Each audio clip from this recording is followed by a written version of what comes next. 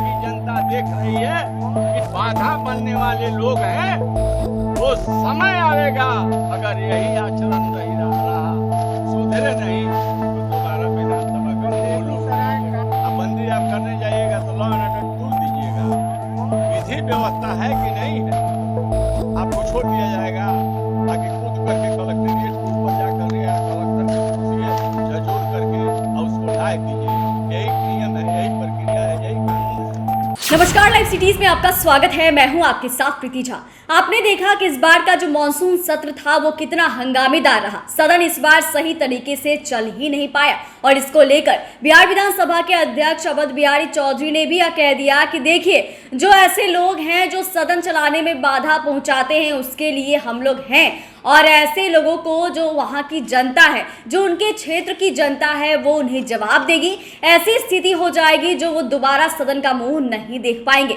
वहीं इसको लेकर क्या कुछ कह रहे हैं बिहार विधानसभा के अध्यक्ष अवध बिहारी चौधरी, सुनिए। विधानसभा में जो आजकल गतिरोध चल रहा है, सदन चल नहीं पा रहा है, लोगों की बात जो समस्याएं हैं, जो गतिरोध डालने का काम कर रहा है, विधानसभा के सत्र नियम और प्रक्रिया में चलने का काम हो रहा है। जो अध्यक्ष है अपने दायित्वों का निर्वहन कर रहा है। नियम प्रक्रिया के तहत माननीय सदस्यों को, सत्ता हो विपक्ष हो, उनको यह जिम्मेवारी जो जनता दी है विधानसभा में उनके समस्या के उठाने के लिए, उस जिम्मेवारी को उनको उठाने के लिए अवसर देने का काम अध्यक्ष कर रहे हैं। जो आदमी अगर विधानसभा में विमर्श नहीं करके तरह तरह के आचरण कर रहे हैं, कहीं कुर्सी फेंको तो कहीं कुछ आवाज लगाओ, नहीं चलने दो, तो बिहार की जनता, उनके क्षेत्र की जनता देख रही है कि सरकार और सदन मुस्तैद है गांव के सेवा और उनके समस्या के निदान करने के लिए।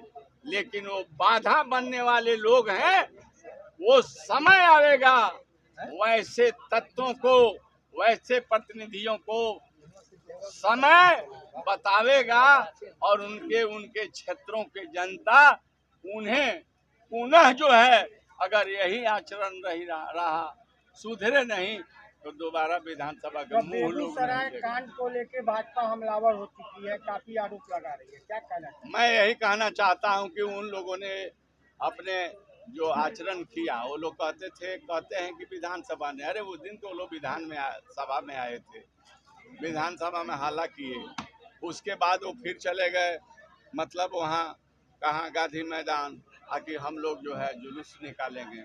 तो जुलूस निकालेंगे, मैं आपसे कहना चाहता हूँ कि हमारे जो शिक्षक भाई हैं उनके आंदोलन थे और उस आंदोलन में शिक्षक गए थे, तब एक रोज पहले गए थे, तो उनके जो मांग थे उस मांग पर सरकार ने विचार किया और विधान परिषद में हमारे संसदीय कार्य मंत्री जी ने कहा कि माननीय शिक्षकों के समस्या का निदान उनके जो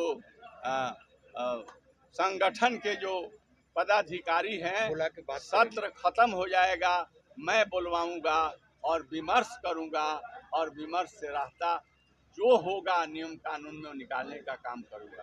मैं आपसे कहता हूं कि जब सरकार बात कह दी, सरकारें न देगी, सरकार देगी कि दूसरा आदमी देगा? शिक्षकों के जो भी देगी सरकार देगी, आज देगी कल देगी।